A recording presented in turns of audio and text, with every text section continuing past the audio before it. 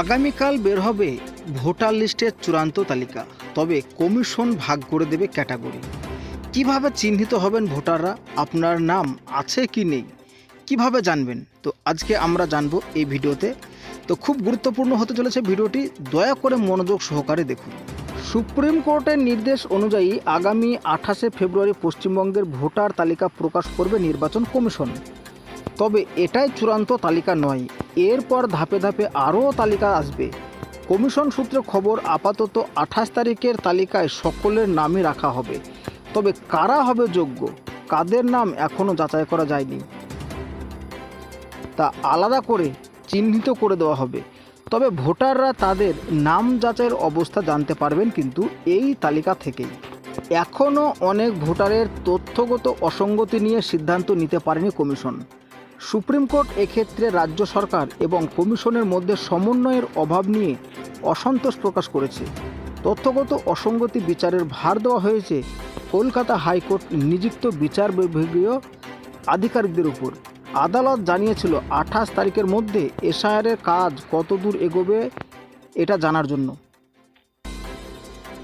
আপাতত তারই ভিত্তিতে তালিকা প্রকাশ করতে হবে এবং যাচাই ও নিষ্পত্তির কাজ কতটা এগোলো তা তালিকায় ভোটারদের জানিয়ে দেওয়ার সিদ্ধান্তও নিয়েছে কমিশন। সূত্রের খবর, 28 তারিখ পর্যন্ত যে নামগুলি নিষ্পত্তি হবে সেগুলিকে যোগ্য ভোটার হিসেবে ধরা হবে। তাদের নাম শুধু তালিকায় উল্লেখ থাকবে, আলাদা করে পাশে কিছু নামও লেখা থাকতে পারে। তবে যে সমস্ত ভোটারের নাম যাচাই এবং নিষ্পত্তির জন্য বিচারকদের কাছে পাঠানো হয়েছে তাদের নামের পাশে লেখা থাকবে অ্যাডজুডিকেশন বা বিচারাধীন। এখনও ওই পর্যন্ত সংখ্যা রয়েছে 60 লক্ষ। পরবর্তী সময়ে সেখান থেকে চিহ্নিত যোগ্য ভোটারদের পৃথক তালিকা প্রকাশ করবে কমিশন।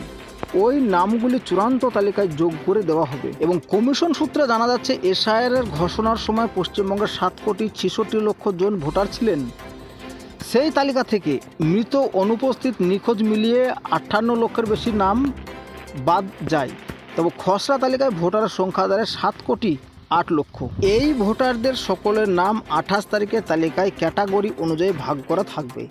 তবে যাদের নাম মুছে দেওয়া হয়েছে তাদের নামে নিষ্পত্তি হয়নি, তাদের নাম যোগ্য হিসেবে অনুমোদন পেয়েছে, সেই অনুযায়ী ক্যাটাগরি হিসেবে সাজানো হতে পারে। রাজ্যের মুখ্য নির্বাচনী আধিকারিক মনোজ কুমার আগরওয়াল বলছেন, খসড়া তালিকার মতোই তালিকা প্রকাশ করা হবে। যে সমস্ত নাম বিচারাধীন চলছে সেগুলি লিখে দেওয়া হবে, যে সমস্ত নাম মুছে গিয়েছে সেগুলির নিচে লেখা হবে ডিলিটেড, বাকি সব একই থাকবে। ফর্ম 6-এর মাধ্যমে যে নাম যোগ হয়েছে সেগুলির তালিকায়ও যোগ হবে, যে পুরনো নাম মুছা হয়েছে সেগুলিও ডিলিটেড লেখা হবে। তবে 7,08,00,000 নাম প্রকাশ করা হবে এবং বিচারাধীন 60 লক্ষর মতোই। ভোটার তালিকায় তথ্যগত অসঙ্গতি নিষ্পত্তির জন্য সুপ্রিম কোর্টের নির্দেশ মেনে ইতিমধ্যে বিচার বিভাগীয় আধিকারিক নিয়োগ করেছে কলকাতা হাইকোর্ট। উচ্চ আদালতের প্রধান বিচারপতি রাজ্য এবং কমিশনের আধিকারিকদের সঙ্গে শনিবার থেকে দফায় দফায় বৈঠক করেছেন। তবে বৃহস্পতিবার ও আলোচনা হয়েছে যে এখন পর্যন্ত পশ্চিমবঙ্গ হাইকোর্ট 532 জন আধিকারিককে এসআইআরের কাজে সহায়তা করার জন্য নিয়োগ করেছেন। তো বন্ধুরা, আজকের মতো এই পর্যন্ত। কেমন লাগলো অবশ্যই জানাবেন, আর ভালো লাগলে চ্যানেলটিকে সাবস্ক্রাইব করে বেল আইকনটি প্রেস করে দেবেন।